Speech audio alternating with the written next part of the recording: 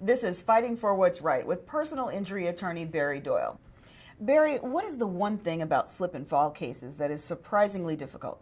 The one thing that's really surprisingly difficult in a lot of these cases is proving exactly what made you fall. Now, one of the basic essential elements of any one of these slip and fall cases is showing what caused you to fall and relating that back to the defendant's negligence. And people many times have a really surprisingly difficult time saying exactly what it is that made them fall.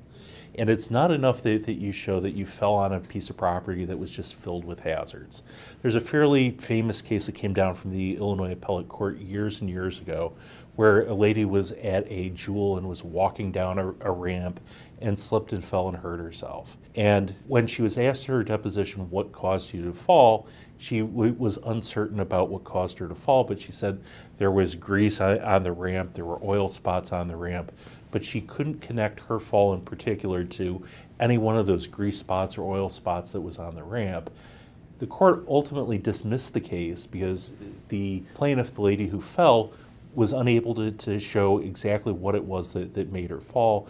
And that dismissal ended up being affirmed by the appellate court. And when I'm representing people who are victims of slip and fall accidents, one of the things that is always asked about in great detail is exactly what it is that caused you to fall. And one of the things that I need to work on very carefully with the clients is making sure that they're able to give that explanation. So then how do you go about addressing that with the client?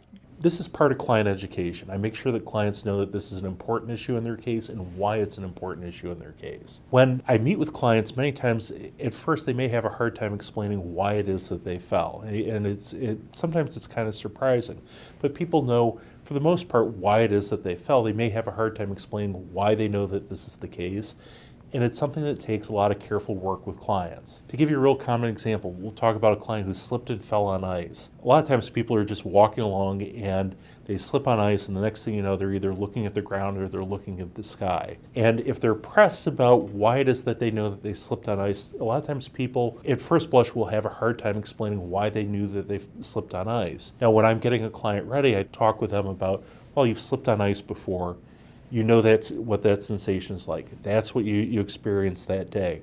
When you were down on the ground, you felt the ice beneath you. Those kinds of things are the kinds of things that will get you past what ultimately will be a motion to dismiss if you're not able to explain exactly why it is that you fell. If the client can't help themselves in that regard, then the next step would be to look for independent witnesses who may have seen the fall or in their medical records, the things that the client may have said to the paramedics or staff in the emergency room immediately after they fell. That's evidence that can be used to establish that, but the case is much stronger when the client can explain that themselves. The bottom line on this is, without some real evidence of what exactly caused the fall, the case is going nowhere.